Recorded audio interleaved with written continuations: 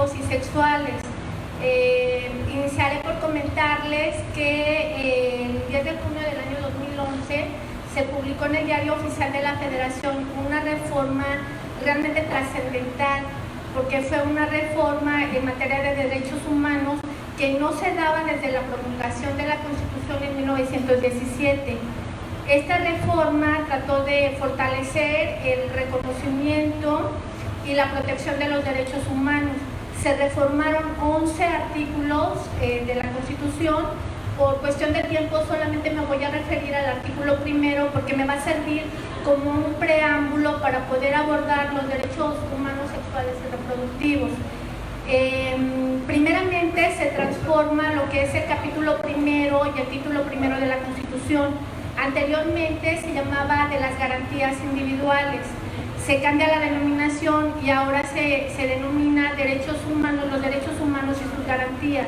¿Qué conlleva esto? Bueno, que ahora tenemos en la Constitución un catálogo de derechos que están elevados a la categoría de derechos humanos y se establece con bastante precisión cuáles son los mecanismos para garantizarlos. También se reconoce constitucionalmente los derechos humanos que están contenidos en tratados internacionales. En nuestro sistema jurídico, la Constitución representa el ordenamiento fundamental y supremo de todo nuestro orden jurídico. Entonces, en ese momento, la Suprema Corte de Justicia de la Nación hace un análisis y establece entonces lo que llamó un bloque de constitucionalidad, es decir, los derechos humanos contenidos en tratados internacionales adquieren la característica de fundamentales al igual o a la par que la Constitución. También en este artículo se establece que los derechos humanos se deben de interpretar conforme a los tratados internacionales y se incorpora un principio bellísimo que se denomina principio pro persona, en el cual las autoridades tienen la obligación de favorecer la norma o la interpretación de la norma hacia la persona. ¿Qué quiero decir con esto? Que, por ejemplo, si tenemos un derecho humano contenido en la Constitución, pero ese derecho humano también está contenido en un tratado internacional que es mucho más amplio, entonces se debe de aplicar el derecho humano que favorezca más a la persona. Sí, otra cosa también que me parece muy relevante es el deber que se establece para que las autoridades respeten, promuevan, protejan y garanticen los derechos humanos. Esto es para todas las autoridades, o sea, ámbito legislativo, judicial y administrativo. Entonces es un deber para las autoridades el proteger los derechos humanos desde el ámbito de sus competencias. También encontramos que se establecen con claridad cuáles son los principios que van a regir a los derechos humanos. Estos principios son de universalidad, pero como su nombre lo indica, quiere decir que los derechos humanos son universales. De hecho, en nuestro país, cualquier persona que por el solo hecho de encontrarse en territorio nacional goza de los derechos humanos que establece la Constitución. Solamente hay algunas restricciones para los extranjeros, pero en materia política, es decir, también intervenir en cuestiones políticas. Fuera de ahí, los extranjeros gozan de los mismos derechos humanos que los nacionales. Sí, también encontramos otro principio que se denomina interdependencia. Esto quiere decir que todos los derechos humanos están relacionados entre sí. Esto lo vamos a ver con mucha claridad en los derechos humanos y reproductivos, porque como decía la maestra Jezabel, los derechos humanos y reproductivos están basados precisamente en derechos de libertad, en derechos que tienen que ver con la dignidad humana de las personas. También se establece la indivisibilidad. Esto quiere decir que todos los derechos humanos parten de los mismos principios y no hay un derecho humano que sea más importante que el otro. O sea, todos los derechos humanos tienen la misma preeminencia. Si me explico, todos están en el mismo rango de supremos. Y otro derecho que, bueno, ahorita con el comentario que hace la maestra Jezabel, que a mí me parece que en Rusia estaríamos hablando de un retroceso en materia de derechos humanos con esta restricción para poder entrar a trabajar, ¿verdad? Comentabas, en ese país con esas limitaciones por cuestión de raza o por cuestión de idioma o por cuestión de nacionalidad. Bueno, Los derechos humanos en nuestro país son progresivos. Esto quiere decir que el Estado mexicano no puede ir hacia atrás. Esto quiere decir que al ser reconocidos los derechos humanos, después ya no se pueden desconocer, ¿sabe? Entonces tenemos que ir hacia adelante en el tema de los derechos humanos. Y algo muy importante que nos va a dar la pauta para entrar entonces al tema de derechos humanos y reproductivos es que se establece derecho a la no discriminación por motivo de preferencia sexual. Es decir, que está prohibida la discriminación por preferencias sexuales. El artículo primero establece el derecho a la no discriminación en otros ámbitos. Por ejemplo, no se puede discriminar a una persona por nacionalidad, por su raza, por sus creencias religiosas, por su salud, y bueno, como ustedes están viendo, por las preferencias sexuales. Esta modificación obedeció a la realidad a la que se enfrentan muchas personas, hombres y mujeres, que llegan a ser discriminados en el ámbito familiar, en el ámbito laboral, en el ámbito social. Y entonces, bueno, todo esto que se plasmó en la Constitución, que concretamente en el artículo primero, tiene que ver con el resultado de todo ese análisis que se hizo para prohibir estos tipos de discriminación, porque déjenme les cuento, ¿qué es lo que produce? La discriminación muchas veces llega a producir violencia no solamente física, sino llega a producir violencia psicológica, llega a producir también violencia verbal, llega incluso a producir la muerte de las personas por cuestión de discriminación. Bueno, la no discriminación de preferencias sexuales se vincula con el concepto de identidad de género, que se refiere a la relación entre sexo y género, es decir, a la autoexpresión de una persona respecto a la masculinidad o feminidad como representaciones socialmente construidas. Es decir, una persona tiene derecho a vivir su identidad de género con independencia a las características sexuales o fisiológicas que posee. Esto es muy importante porque la Suprema Corte de Justicia de la Nación, que es nuestro máximo tribunal, ya se ha pronunciado al respecto, sobre todo en el tema de la reasignación sexual. Este tema se derivó de un amparo que presentó una persona que cuando nació tenía algunas condiciones de hermafrodismo. Entonces, cuando nace, su sexo que prevalecía en ese momento era el masculino.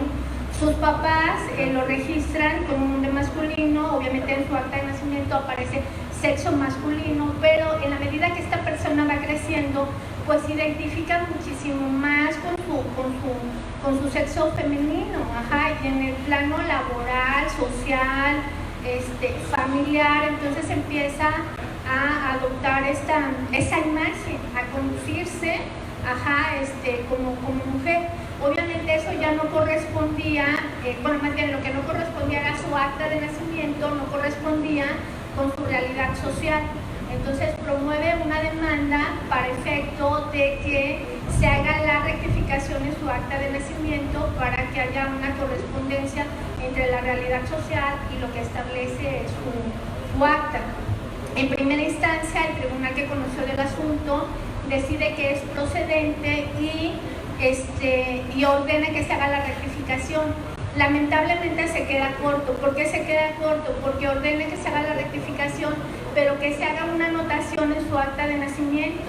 Entonces esta persona dice, a ver, espérame tantito, pero ¿cómo va a aparecer ahí?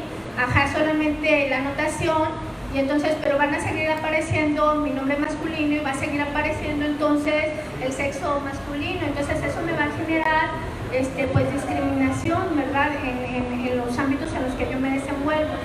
El asunto, por su relevancia y trascendencia, llega a la Suprema Corte de Justicia de la Nación y el máximo tribunal ampara y protege a esta persona para efecto de que se le expida una nueva acta de nacimiento y la anterior quede como un documento reservado.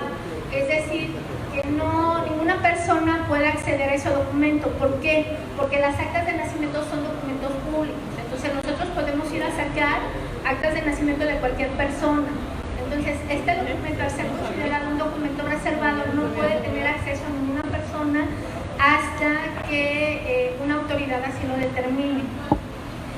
En ese contexto, la Corte ha sostenido que el individuo tiene derecho a elegir en forma libre y autónoma su proyecto de vida y la manera en que logrará las metas y objetivos que le son relevantes, tienen que ver con el libre desarrollo de la personalidad. El libre desarrollo de la personalidad tiene que ver con el derecho de las personas a la proyección de vida que queremos. ¿Sí me explico?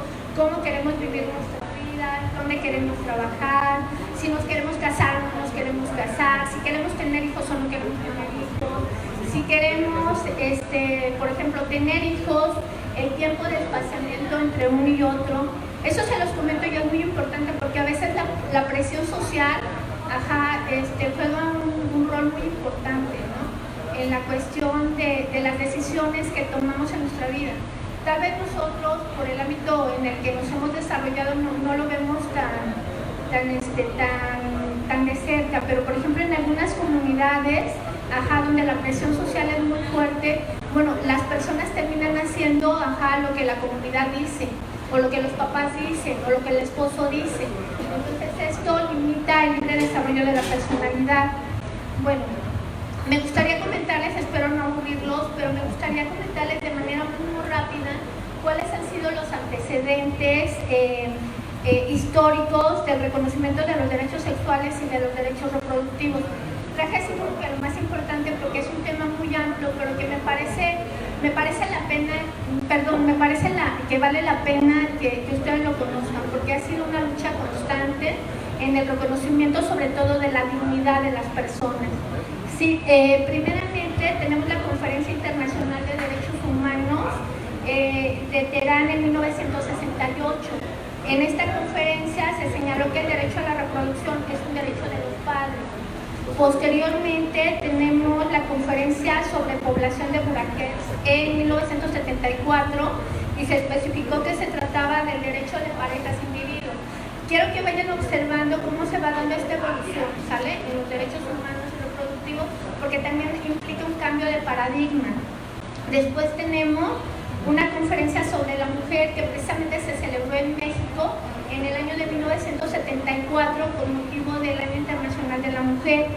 En esta conferencia se abordaron temas desde la perspectiva de derecho a la integridad corporal y al control de las mujeres sobre su capacidad reproductiva, es decir, que las mujeres decidieran entonces, fíjense ya desde 1974, pudieran decidir sobre el derecho a la reproducción, si querían o no querían tener hijos y el espaciamiento entre unos y otros. El término de derechos reproductivos al parecer fue acuñado a finales de la década de los 70 por una feminista estadounidense, Margaret Mead, pero su legitimidad social y política inició a mediados de los 80 con la Reunión Internacional sobre Mujeres y Salud en Ámsterdam y la Conferencia Internacional de Población en México. Ambas conferencias se llevaron en el año de 1984. Ya para 1994 tuvimos también una conferencia muy importante en la ciudad del Cairo. Esta conferencia se denominó Conferencia Internacional sobre Población y Desarrollo. Fue auspiciada por la Organización de las Naciones Unidas y los temas que se abordaron ahí fueron sobre derechos reproductivos en un programa que se llamó Programa de Acción. Permítanme compartirles cuáles fueron los derechos que en ese momento se reconocieron en este programa. Derecho de las mujeres y los hombres a tener control respecto de su sexualidad, a decidir libre y responsablemente sin verse sujetos a la coerción, la discriminación y la violencia. El derecho de todas las parejas e individuos a decidir de manera libre y responsable el número y espaciamiento de sus hijos y a disponer de la información, de educación y los medios para ello.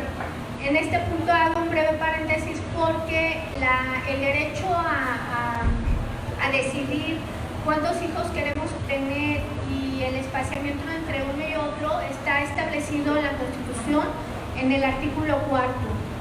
Sí, ya para julio del año de 1998 se firmó en Roma el Estatuto de la Corte Penal Internacional. Les platico un poquito. La Corte Penal Internacional tiene jurisdicción para conocer sobre delitos que nosotros llamamos lesa humanidad, es decir, delitos tan graves que lesionan a la humanidad entera. ¿Sí me explico? Que la agreden a la humanidad. Y dentro de estos delitos quedaron comprendidos el embarazo forzoso, la esterilización forzada, otras formas de violencia sexual como la prostitución forzada, la violación, la esclavitud sexual, la prostitución forzada.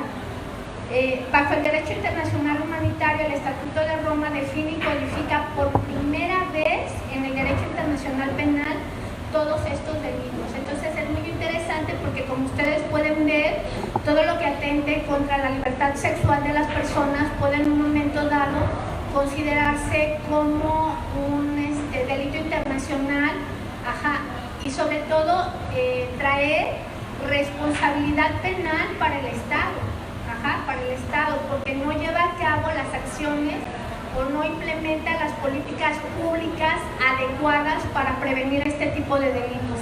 La Constitución Federal ha reconocido a la Corte Penal Internacional jurisdicción. Entonces el Estado mexicano, ojo, porque no ha implementado del todo políticas y acciones adecuadas para prevenir estos delitos y puede ser sujeto de una responsabilidad ante la Corte Penal Internacional.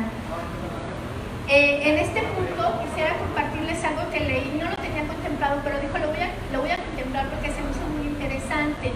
Hablamos de el embarazo forzado, ¿no?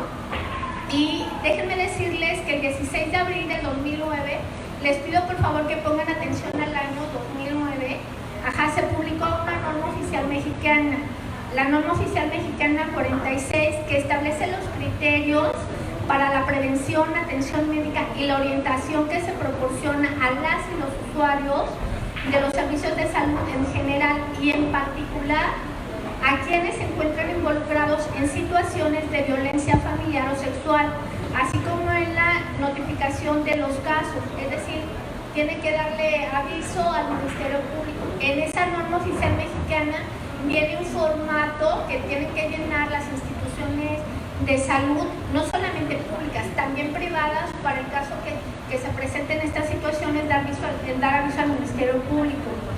Esta norma oficial mexicana prevé lo que se llama el aborto médico, que consiste en la terminación del embarazo realizada por personal médico en los términos y plazos permitidos de acuerdo con la legislación local aplicable y previo cumplimiento de los requisitos específicos establecidos en esta. ¿A qué voy? A que, por ejemplo, América Latina y el Caribe tiene un alto índice de niñas y adolescentes que han sido violadas y que han quedado embarazadas y a las cuales la legislación local no les permite la interrupción del embarazo. ¿Sí me explico? Entonces, ¿qué tenemos? Tenemos niñas madres, ¿sí me explico? Que se enfrentan no solamente, imagínense, al trauma de una violación, sino a que son forzadas a continuar con el embarazo de un hijo que no, desde luego que no planearon. Bueno, esta norma oficial mexicana lamentablemente fue materia de una controversia constitucional, porque no faltó por ahí que dijera, ¿verdad? Es inconstitucional, viola la Constitución y viola derechos. Afortunadamente la Suprema Corte de Justicia de la Nación se acaba de pronunciar y ha resuelto que esta norma oficial mexicana es constitucional, y me acabo de topar la sorpresa precisamente ahorita en una noticia del día de ayer que en el estado de en Nuevo Laredo, Tamaulipas, se aplicó por primera vez el aborto asistido a una niña de 11 años. Pero recuerden que les dije que no perdieran de vista la fecha de la norma. ¿En qué año fue? 2009. En el 2009. O sea, que el primer aborto asistido hasta el 2000, que se muere, o sea, 10 años después. Entonces es increíble, ¿verdad? Y bueno, se aplicó por primera vez a una niña de 11 años que fue violada por su hermanastro y por su padrastro. Y lo más lamentable fue que con conocimiento de la madre. Ellos actualmente se encuentran prófugos. Quien se percató de la violencia sexual que vivía esta niña fue el progenitor biológico, quien llevó a la niña a declarar al Ministerio Público. Pero quiero que tomen en consideración también algo que me llamó muchísimo la atención. Cuando la niña acude al Ministerio Público, con su papá para denunciar el abuso sexual, la niña tenía 4 meses de gestación. Cuando se ordena por la autoridad competente que se realice el aborto asistido, la niña ya tenía 13 semanas de gestación. Entonces imagínense en qué riesgo pusieron a la niña, porque todos sabemos que entre más semanas de gestación haya, entonces ¿qué va a pasar? Pues es más riesgo para la mujer, ¿verdad? Entonces yo dije, bueno, ¿cómo es posible que si se percatan que la niña tiene 4 semanas de gestación, que esa gestación, desde luego que fue producto de una violación, tiene 11 años? Entonces que el Ministerio Público no haya tomado inmediatamente la decisión ¿cómo se llama? De interrumpir el embarazo. Bueno, entonces, pero ya tenemos, digo, es un avance, no me gustó contarles los antecedentes, pero bueno, ya está el avance, ¿no? Está el avance. Esta norma oficial mexicana se aplica para instituciones públicas, privadas. Ahí la única cuestión es que, por ejemplo, está supeditada a las legislaciones locales.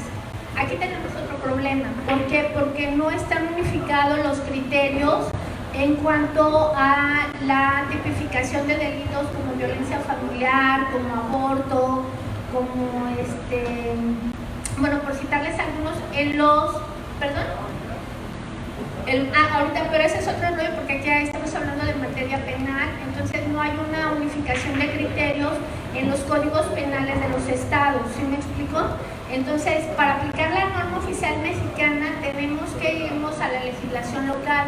Y si encontramos, por ejemplo, un vacío en la legislación local donde no se contemple, por ejemplo, la hipótesis de interrumpir el embarazo por una cuestión de violación, entonces la autoridad seguramente no va a querer aplicar la norma oficial mexicana. Tendríamos que tener autoridades muy valientes que hicieran este control de constitucionalidad del que les hablaba hace rato, aplicando el principio pro persona. ¿Para qué? Para aplicar entonces los tratados internacionales y favorecer en todo tiempo a la persona, aplicando esta norma oficial mexicana. Bueno, voy a continuar un poquito con la historia que les estaba contando. La historia es aburrida, pero espero que no les parezca tanto. Tenemos que en 1999 la Asociación Mundial de Sexología pronunció la Declaración Universal de los Derechos Sexuales en Hong Kong. Esta me parece como muy interesante porque ya se ve como más definido, con más claridad, todos los derechos relacionados con la sexualidad, ¿sale? Dicha declaración señala que la sexualidad es parte integral del ser humano y que para el pleno desarrollo de la persona es necesario la satisfacción de las necesidades básicas, como el contacto, la intimidad, la expresión emocional, el placer, la ternura, el amor. La Convención señaló algunos derechos que me voy a permitir compartir con ustedes. El derecho a la libertad sexual, el derecho a la autonomía, integridad y seguridad sexuales del cuerpo, el derecho a la privacidad sexual, el derecho a la equidad sexual, el derecho al placer sexual, el derecho a la expresión sexual emocional, el derecho a la libre asociación sexual, el derecho a la toma de decisiones reproductivas libres y responsables, el derecho a información basada en el conocimiento científico, el derecho a la educación sexual integral, el derecho a la atención de la salud sexual. Déjenme comentarles que ya ha habido un avance, por lo menos en el ámbito judicial. La Suprema Corte de Justicia ya ha emitido protocolos para quienes imparten justicia, sobre todo que tiene que ver con perspectiva de género, que es muy importante al momento de resolver cuestiones que tienen que ver con violencia sexual o violencia reproductiva. Como pueden ustedes apreciar, la sexualidad es una parte importante del desarrollo del ser humano, está presente en todas las etapas de nuestra vida y los derechos sexuales implican el poder disfrutar plenamente de la sexualidad, ya que ello trae consigo un bienestar físico, mental e incluso social. La maestra Jezabel, bueno, no lo traía preparado, pero ya que lo menciona, me hablaba del derecho civil, ¿o cuál era tu cuestión? O del derecho igualitario, de matrimonio igualitario. El matrimonio está regulado en los códigos civiles de los estados. Me parece que la entidad federativa que ha sido más vanguardista en estos temas es la Asamblea de la Ciudad de México. Porque fue precisamente en el Código Civil del Distrito Federal donde se estableció por primera vez el derecho al matrimonio igualitario. En el estado de Jalisco todavía no está contemplado en el Código Civil. O sea, el Código Civil todavía habla del matrimonio de un hombre y una mujer. Pero la Suprema Corte de Justicia de la Nación ya declaró inconstitucional ese artículo. O sea, ese artículo ya no se tiene que aplicar, ¿sí me explico? Porque la Corte ya lo declaró inconstitucional.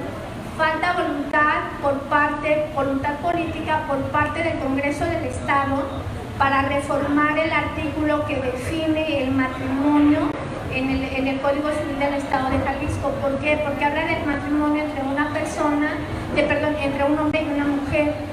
Ha habido un avance importante, Jezabel, me parece que ya es la mitad, son 32 entidades federativas. Y de esas 32 entidades federativas tengo entendido que ya la mitad de los congresos han legislado y reformado sus códigos civiles para establecer el matrimonio igualitario.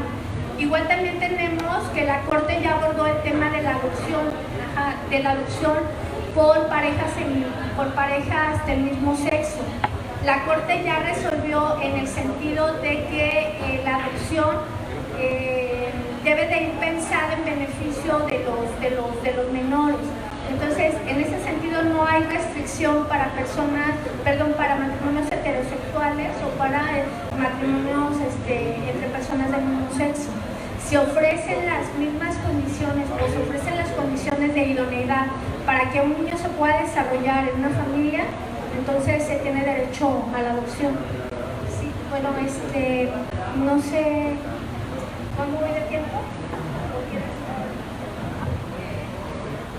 No, quería decir justamente que a mí lo que se me hace interesante es que hay un marco que nos limita, hay un marco legal y nosotros nos tenemos que preguntar quiénes hacen ese marco legal, ¿por qué? A mí, por ejemplo, cuando hablan del aborto y están hablando nada más de las niñas violadas, no, como mujer no quiero que el Estado decida por mí. Entonces se me hace interesante poder hablar de estos temas y tratar de, por un lado, de revalorizar también mucho trabajo que se ha realizado, porque ese marco, estemos o no estemos de acuerdo, existe y nos rige. Si nosotros queremos hacer algo que va en contra de ese marco, por ejemplo, nos enfrentamos con un montón de dificultades. Entonces creo que lo interesante en un pensadero es abordar estos temas, porque cuando nosotros nos tomamos el trabajo de pensar, y por más que no nos gusten los temas, nos tomamos el trabajo de analizarlos, ahí podemos avanzar mucho más. Y cantidades de cosas se lograron realmente por las cantidades de luchas, ¿verdad? Por las cantidades de lucha, por las cantidades de marcha, y entonces la ley, que siempre es muy conservadora, se va pronunciando como nos va mostrando la maestra Blanca, pero digamos, esas desigualdades o esos lapsus que pasan entre 2 años para aplicar una ley, cuando nosotros, si conocemos la realidad social va por una situación totalmente diferente. Entonces a mí eso es lo que se me hace interesante, por eso creo que también es el lugar o el punto para preguntar, ya que tenemos a una persona informada que nos puede decir cómo se resuelven estas situaciones difíciles en el marco legal que tienen que ver justamente con la libertad sexual. La cuestión esta de que el Estado tenga que decidir o permitir con quién te casas, cosas como esas. Entonces, el micrófono está abierto para dialogar con la maestra Blanca. Quisiera comentarles que en la Ciudad de México, la interrupción del embarazo se puede realizar hasta las 12 semanas de gestación. Incluso mujeres que no radican en la Ciudad de México, son susceptibles del servicio por parte de la Secretaría de Salud. Yo le comentaba el otro día a la maestra Jezabel que es importante que haya uniformidad en los criterios de todas las autoridades con respecto al marco legal que se da a estos temas. O sea, porque, por ejemplo, en el estado de Jalisco yo le comentaba a ella que está tipificado el aborto. Está tipificado el aborto. Entonces, no tenemos una uniformidad de criterios entre el marco jurídico que hay en el estado de Jalisco y el marco jurídico que tenemos en la Ciudad de México. Entonces, para que una mujer no ponga en riesgo, por ejemplo, su vida, por una interrupción del embarazo clandestina, tendría que trasladarse a otra entidad federativa para poder entonces llevar a cabo esta interrupción de manera segura, ¿sale? De manera segura y no solamente de manera segura, sino también informada. ¿Preguntas? Todo muy clarito. ¡Bravo, maestra!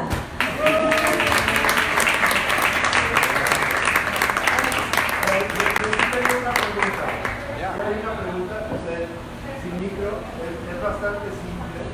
O sea, hablamos de la libertad sexual, la libertad, o sea, hablamos de la libertad sexual. Libertad sexual. Bueno, o sea, hay ciertas, estamos entendiendo que a nivel federativo, cada estado tiene sus propias leyes. Ahora, a mí de chavo, hablando de sexualidad, estás con tu chica o tu chico, o sea, libertad total, te para la policía y te dice faltas a la moral. O sea, ¿a qué nivel judicial entran las faltas a la moral? O sea, ¿es porque el policía quiere abusar de mí o porque yo no entiendo de leyes? O sea, ¿hasta qué punto tiene derecho la gente en la calle a pararme yo por demostrar mi sexualidad dentro de la calle? O sea, ¿cuál es una falta a la moral? Yo lo que te puedo decir es que en el ejemplo que tú me estás señalando me parece que hay una violación a los derechos humanos. Comentábamos precisamente que uno de los derechos que yo tengo es poder expresar libremente mi sexualidad, ¿sí me explico? Entonces, expresar libremente mi sexualidad no implica una falta a la moral. Hablar también por ejemplo, el reglamento de policía de un gobierno dice falta a la moral, pero no te define qué es la moral, ¿sí me explico? ¿Qué se debe de entender? Entonces queda como a la discreción del policía.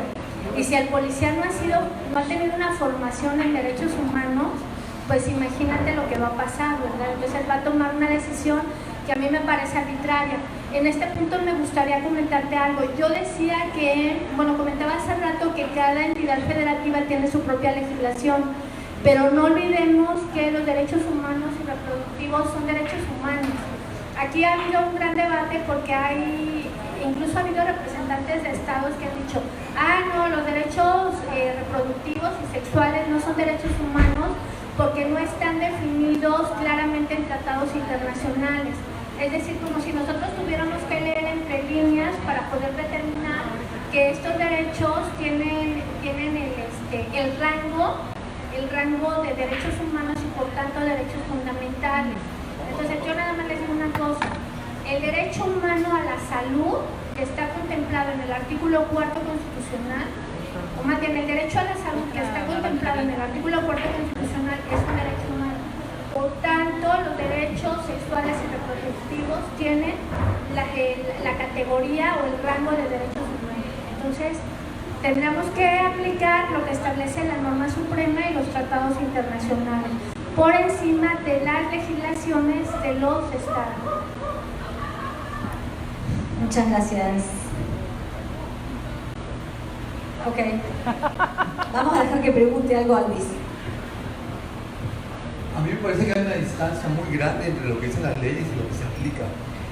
Hay un poeta, Eric Moya, de Michoacán, que fue agredido por los policías por ser homosexual, lo golpearon, puso una demanda, tuvo el valor de hablar con los periodistas, terminó huyendo de Michoacán y vivió en Ciudad de México justamente porque empezaron a agarrarla contra él y su familia.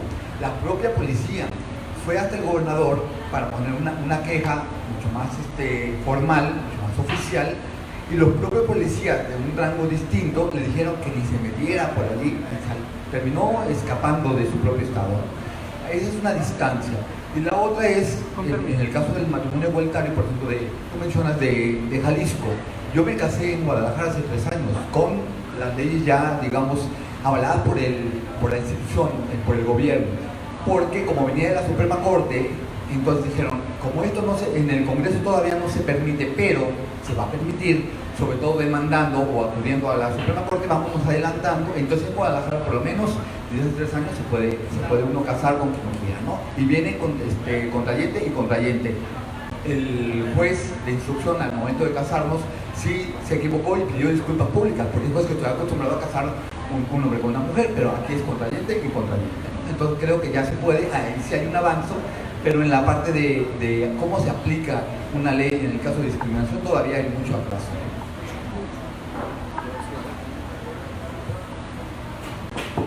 Muchas gracias.